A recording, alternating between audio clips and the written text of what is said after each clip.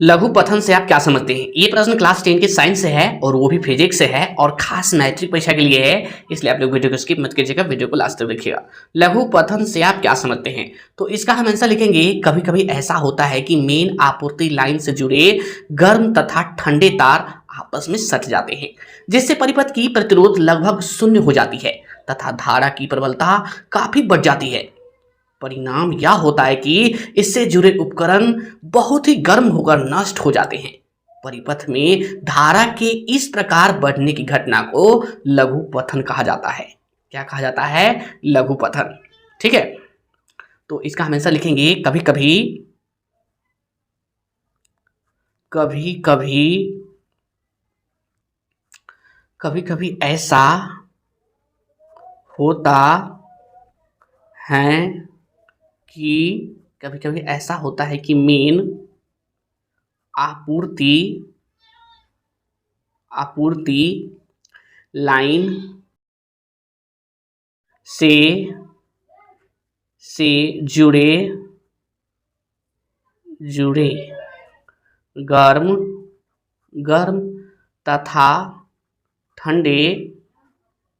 गर्म तथा ठंडे तार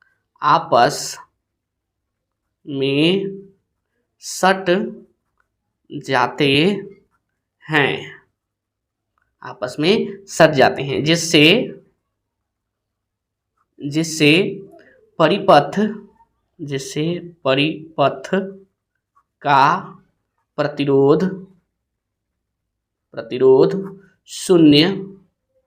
प्रतिरोध शून्य हो जाता है तथा धारा की प्रबलता बढ़ जाती है।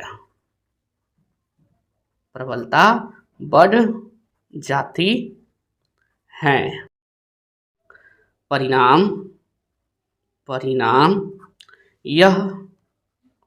यह होता है कि इससे जुड़े उपकरण गर्म होकर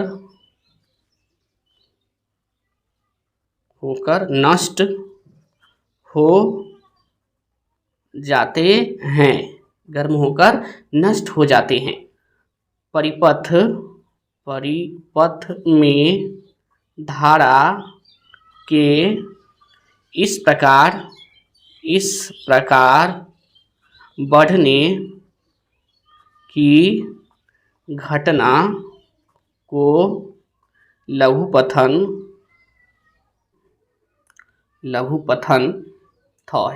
पथन कहा जाता है। आप समझ गए हैं लघु पथन क्या है? कभी कभी ऐसा होता है कि मेन आपूर्ति लाइन से जुड़े गर्म तथा ठंडे तार आपस में सट जाते हैं।